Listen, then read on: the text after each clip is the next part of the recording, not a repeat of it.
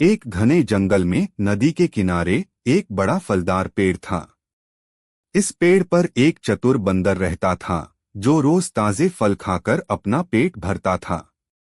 नदी में रहने वाला एक मगरमच्छ जिसका नाम गोटू था, अक्सर बंदर से मिलने आता और बंदर उसे भी फल खिलाता।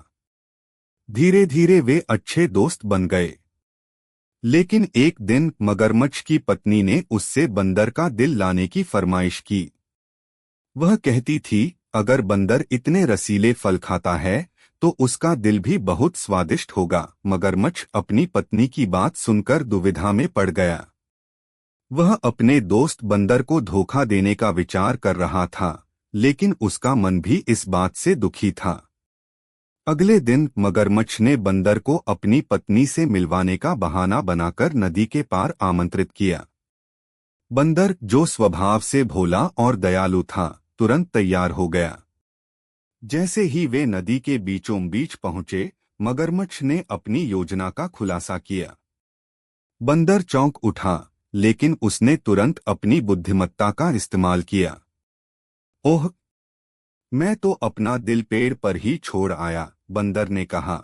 मुझे वापस पेड़ पर ले चलो ताकि मैं अपना दिल ला सकूं। मगरमच्छ, जो थोड़ा सीधा सादा था, बंदर की बातों में आ गया और उसे वापस पेड़ तक ले गया। जैसे ही वे पेड़ के पास पहुंचे, बंदर फुर्ती से पेड़ पर चढ़ गया और मगरमच्छ से बोला, तुम मेरे सच्चे दोस्त थे, लेकिन तुमने धोखा देने की कोशिश की। दिल तो हमेशा शरीर में ही होता है, ये तो मैंने तुमसे बचने के लिए कहा था। मगरमच्छ को अपनी गलती का एहसास हुआ और वह शर्मिंदा हो गया। उसने बंदर से माफी मांगी और वादा किया कि वह फिर कभी धोखा नहीं देगा। बंदर ने मगरमच्छ को माफ कर दिया, लेकिन उसने सावधानी बरतने का फैसला किया।